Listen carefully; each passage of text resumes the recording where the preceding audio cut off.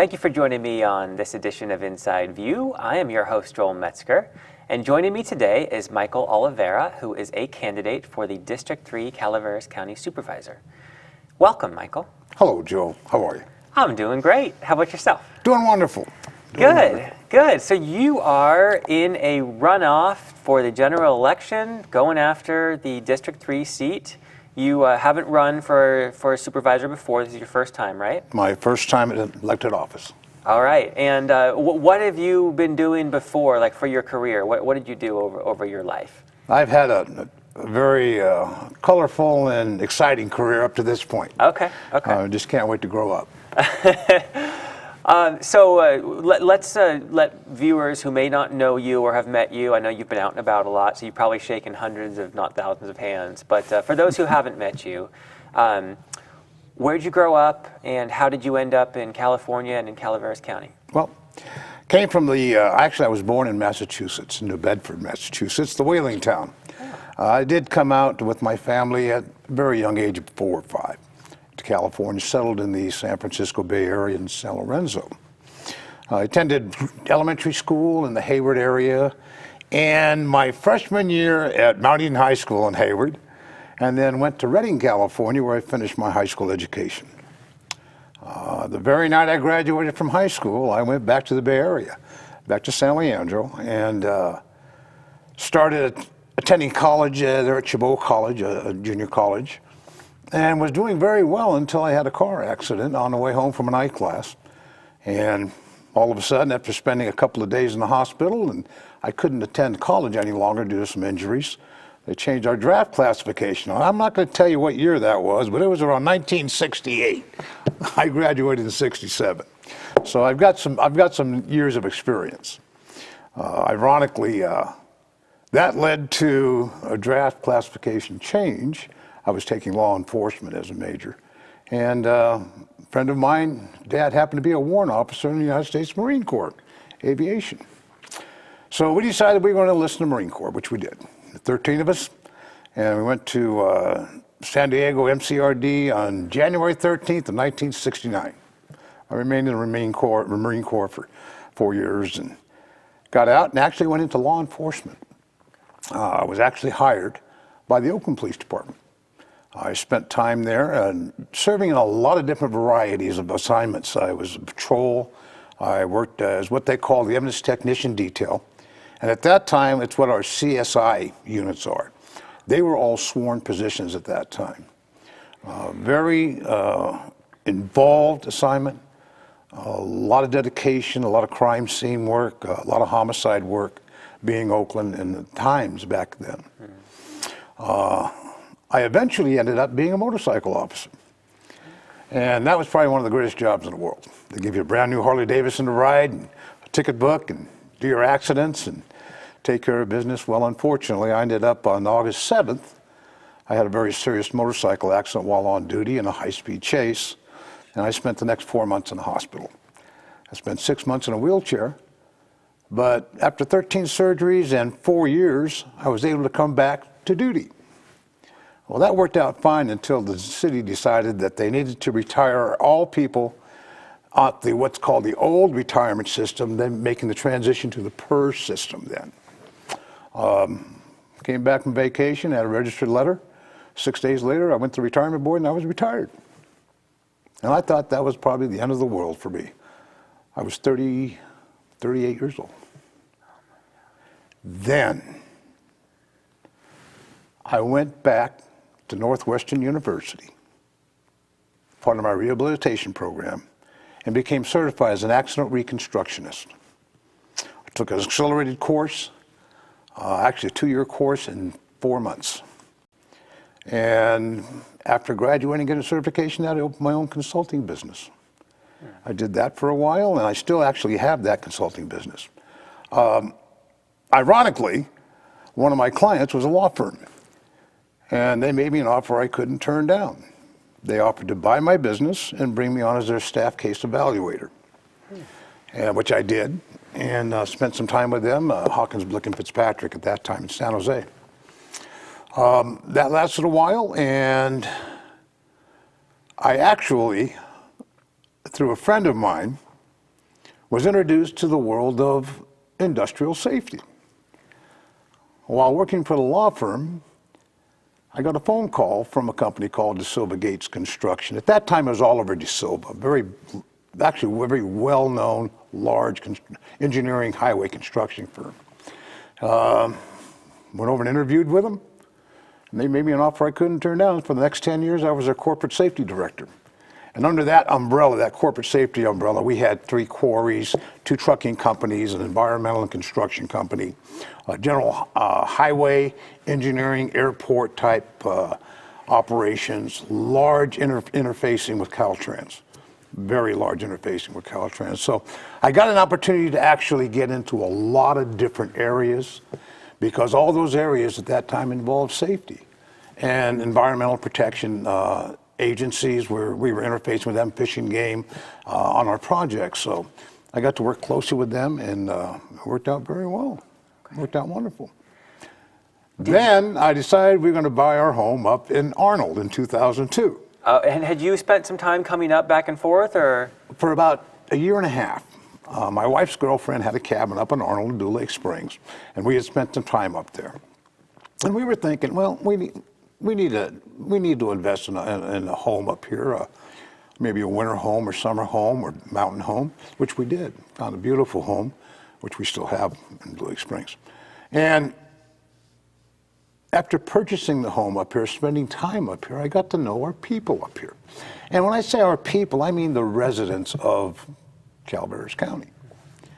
Ironically, at that time, the sheriff was a fellow police officer from Oakland, and that name was Dennis Downham. Dennis and I were friends, and his wife, June. And we were at a convention, I remember, in Santa Rosa one time. I was a vice president of Municipal Motorcycle Officers of California. We had our yearly convention there, and Dennis happened to be there on a sheriff's convention. So as we're swapping old stories and things, he kind of said, "Hey, Mike, you got a mountain house up in Arnold, don't you?" And I went, "Yeah, I do." "Yeah. Why don't you come up and be a part-time deputy for me?" And I told Dennis, "I'm 56 years old, and I'm a little overweight to be a deputy." And he goes, "You know, Mike, I need to have that wisdom. We can train our young deputies, but I can't train them wisdom. And I can't keep them because of our economic situations. If I train them, they'll go someplace else, and I can't blame them because their pay rate is so much higher." So after considering it for about a couple of weeks, I threw an application in. Next thing I knew, I was actually hired as a extra hire deputy. What an extra hire does is they run the court bailiff systems. At that time, we had Marine officers, actually Marine deputies that were working as extra hire retired police officers. Now, the extra hire status is a paid position, but with no benefits. And it's an at-will position. So, of course, there's not a real economical strain on the county, but it does provide qualified help in law enforcement in certain areas. We actually developed that into a reserve program, and that became prevalent when they first had our layoffs, our cutbacks. They took all of our extra hires, about 8 of them, and they actually laid them off, but to maintain their post status, they made them reserve officers. So they were actually donating 16 hours a month minimum into the program to maintain their peace officer status and their training status. Okay. So that parlayed into a part-time resident deputy position up in Arnold. And that's where you really got to learn about what the people in this county are like.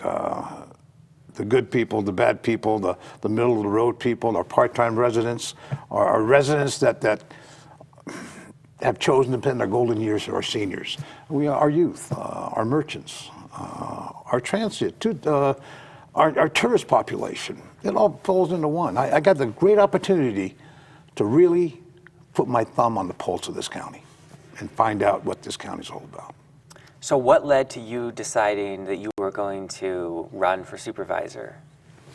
Well, there was a situation that came up where I was approached by several residents up in the Arnold and Murphys area, and they said, "Hey, look, in a couple of years we're going to have an election come up. We'd like you to run for that position." And at first I said, "What can I offer?" I had to ask myself that question. What do I have that would benefit this county as a supervisor? And I took a little inventory. So I started watching and seeing what a supervisor does, and especially watching our supervisors. And after going through several situations where they had made decisions or resolutions on things, I kind of put those apart and went, hey, wait a minute, I know something about that. I know something about Caltrans interfaces. I know something about HR. I know something about bidding processes.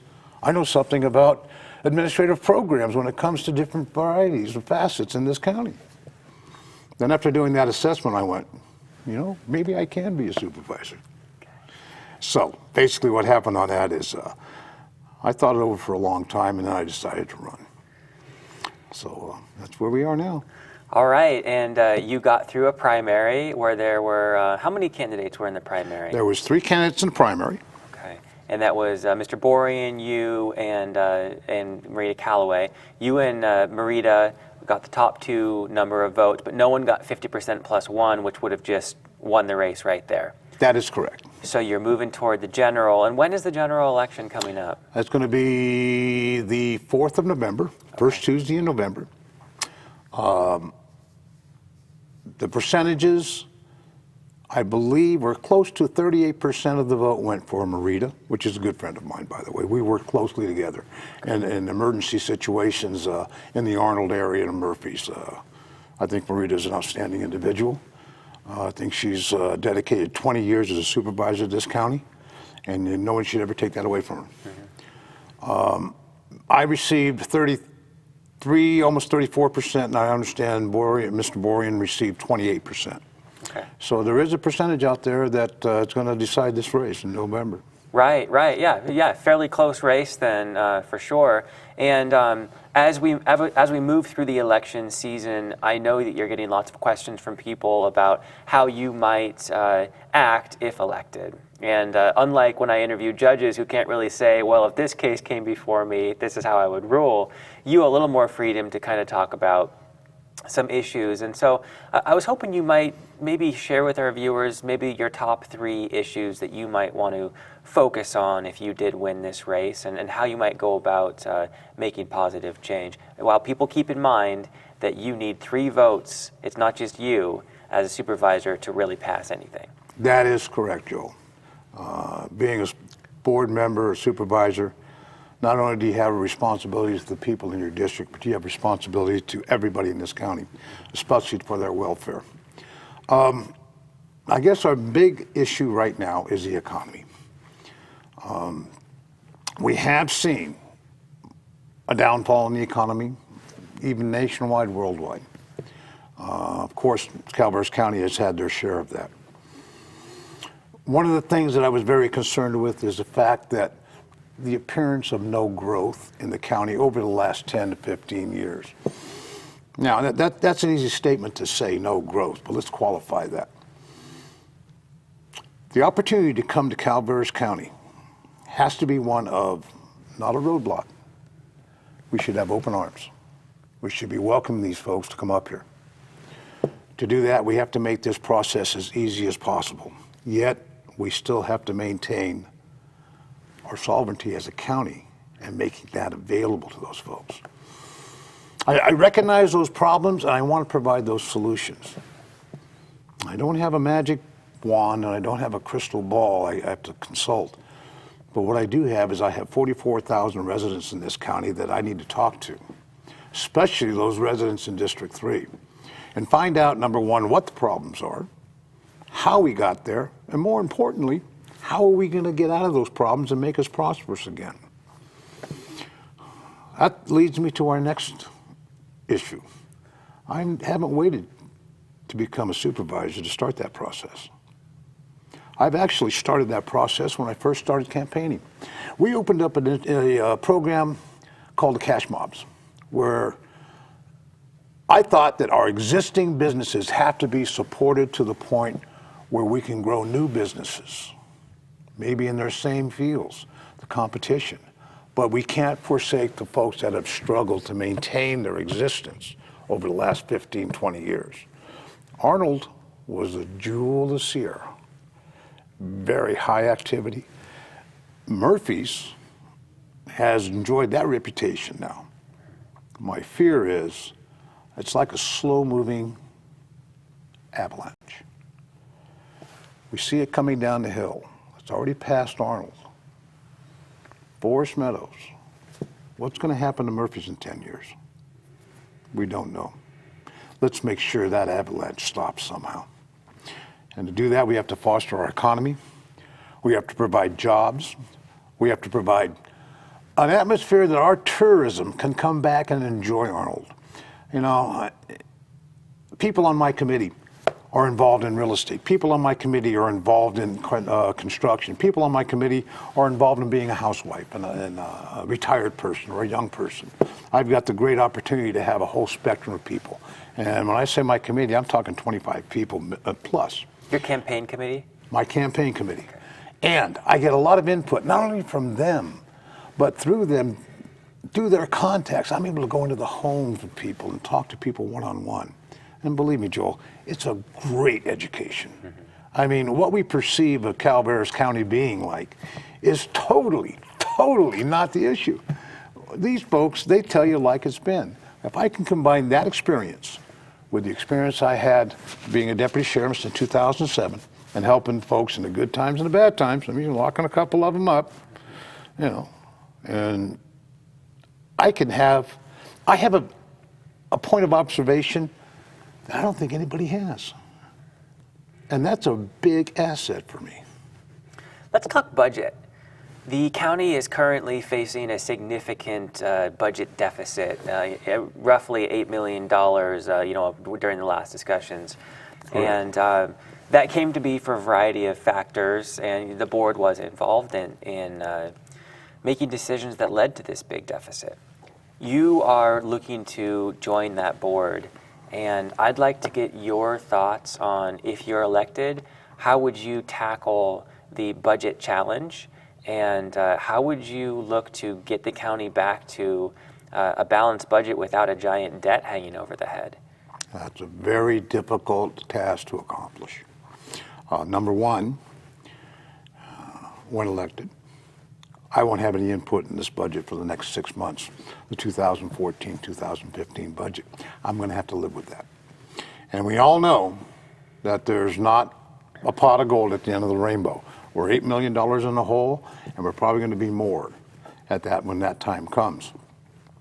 I think we really have to think about changing the way we do business in this county. I think we have to promote not only more businesses coming in, which brings in more jobs. We've got to promote keeping our population here. One of the problems we have is our youth. Well, think about it. If you're going to go to high school, Bret Harte or Calaveras, you're going to graduate. If you're going to go to college, where are you going to go to college at? You're going to go a college away. Now, if you're successful, you're going to come back to Calaveras County? Probably not. If we can get those folks that are successful and bring their families back to Calaveras County and raise them like our generations have done before in our ranching, in our farming, in our forest products, things of that sort. Those industries that we had then, we don't have now. We have our farming, we have our ranching. Our forest industry is just about nil. And we understand that's the way things go. But if we can use our resources, our forests, our activities, our county assets to bring folks up back into this county or have them visit our county. They'll be buying homes in this county, maybe even second homes. People are moving up and retiring. We're seeing a little spurge in our real estate. And believe me, if we can market that, as long as bringing in new businesses, as long as making this county newcomer friendly, I guess is a good word to use. And programs like building permits, building inspections. I'll be meeting with contractors here in our new campaign office is opening up. I want to make sure I tell you that. And in that opening, we're going to be opening up a couple of days in Arnold. I plan on holding a series of mini town hall meetings, little 2-hour meetings at specific designated subjects and issues. to invite input from the community. I want to talk to our contractors. I want to talk to our realtors. I want to talk to our merchants. I want to talk to our seniors. I want to experience what they're having problems with. Before we went on air, we talked about a problem we have in Murphy's, and I became aware of it, and I went down and had lunch at the senior center and talked to some great folks down there. And at the end of that conversation, I talked to a couple of more people. And we've decided that since that small, wonderful, lovely pharmacy closed down in Murphy's, our seniors, they lost that personal touch. Now they have to go to CVS, which is the closest pharmacy in Angels Camp. And quite frankly, they're number one, they have to drive. Number two, they're confused. They're used to that pharmacist that knew their name, knew their dosage, knew their prescriptions, knew their doctors. Now it's a whole new world to them. We've actually set up a training session, a 2-hour training session, to help our seniors learn how to use a computer for online prescriptions, learn how to use a fax for fax prescriptions, learn how to use the phone for phone prescriptions. You know, making things a little bit easier because their life's going to get a little bit tougher now. That pharmacy was their place. Now it's gone. I wanted to ask you about Bear Valley, and the reason is, especially since you're talking about the economy and trying to make sure that the economy doesn't keep moving down the hill until maybe it's even out of Calaveras County. We're keeping those economic town centers vitalized. Bear Valley is arguably one of the biggest economic drivers, especially during the winter months, but also during the summer months for outdoor recreation and the homes up there. It's in a state of flux right now in terms of who's going to buy this resort and what are they going to do with it. And I'm curious if you could give us an update, and also, if you are elected, what's the supervisor's role with Bear Valley? You know, ironic that this issue came up today. Just this morning, I attended the EPOC meeting in Ebbets Pass Fire up in Arnold. And we had representatives from the Bear Valley Co-op come by and make a presentation, and actually provided the latest info, if you want, the latest information on what's happening. Bear Valley has actually been with a letter of intent to purchase, and I understand now there's a purchase agreement, and this is as of 9 o'clock this morning, by a large corporation out of Canada. Wow. The co-op had issued a letter of intent to purchase, and they did a fantastic job, Joel. They met their goal, 103% of their goal by a dedicated timeline, and they wanted to actually make that purchase. Now, from the information I got today, that large company, which is very well experienced and well versed worldwide in running ski resorts and resorts, has actually purchased that. But as we speak, there is negotiations with the co-op to become part of that purchase on behalf of that company. Now, I don't know where that stands. They told us this afternoon that they were actually exchanging terms, emails, to work those things out. So I haven't checked since 2 o'clock. But I think that's going to be a lifesaver for the Highway 4 corridor. Right. If they can get Bear Valley, and we're talking, the numbers they were throwing today, they were talking $10 to $15 million, and those are round numbers on improvements in the next 3 years. And I may be incorrect on that. Like I said, I was a member of the audience on this, but I was very encouraged about what was said today. So Bear Valley, if I can support Bear Valley in any way as a supervisor, I will be there. Switching over to the general plan, it's been a long time coming in an update, and we still don't have an update. If elected, what would you do in terms of the general plan? Do you think it can keep on being extended out and more input can go into it, or do you want to see this thing updated as soon as possible? This is my view regarding the general plan, because I know we have a whole county to deal with. I'm a firm believer that the general plan should consist of our community plans. So you want those to be included before I want it the passes? community plans to be included, but it has to be a workable, reasonable plan, something that everybody can benefit from. And And it's a very difficult task. Now, I'm concerned of the fact that it's taken over 20 years to get a general plan in place. And I can understand some of the reasons. But there's some of the reasons I don't understand. And this goes, once again, back to our attitudes when it comes to laying down zoning laws and our general plan and making sure that everybody wins on this deal. I think we have a little bit of a sided opinion on some things. I'm going to try my best to stop that as a supervisor. One of the things I learned in my career is believe about half of what you hear and about none of what you see, because pretty soon you're going to go deaf and blind. But the bottom line is I look into everything before sitting down and making a decision on that. I maybe to the point of becoming a cop. I guess it's a good word. You got to do your research. You got to do your investigations. Find out everything, because there's always three sides to every story. We only have a couple minutes left. Sure. Without elaborating, what are some challenges you see? And then I'll let you talk to the voters before we sign off. Challenges. Ironic. Several people have come to me after the primary and said, "Oh, I'm so sorry you lost."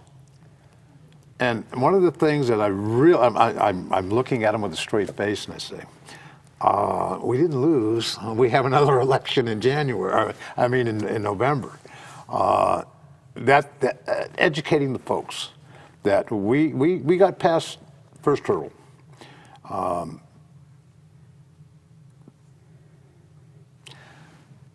I have enjoyed a very good relationship with the press, especially Joel. We've known each other a long time. I mean, we're working the courts when you were a reporter. And I must say that I've got a pretty much fair shake out of everybody. There are some people that take shots at me pretty good. Right. People I've never met, but that's part of the game. I have skin thick enough to take care of that. Right. So in the last minute that we have, is there anything you want to leave the residents of Calaveras County with? I would love to have these folks come up and meet us at our campaign headquarters. We've got room enough to hold meetings up to 30 people. We are going to be holding a series of those mini town halls. If you have any issues you want to bring up, that's the opportunity to say hi in front of the group, or if you'd like to come over and just talk one-on-one. Our phone numbers are posted there, our websites, our Facebook pages. I make myself available to anybody who wants to talk with me. Thank you, Michael. Thank you, Joel. Appreciate it. Good seeing you, my friend. Too. And thank you for joining me on this edition of Inside View. I'm your host, Joel Metzger, and I hope you join me next time.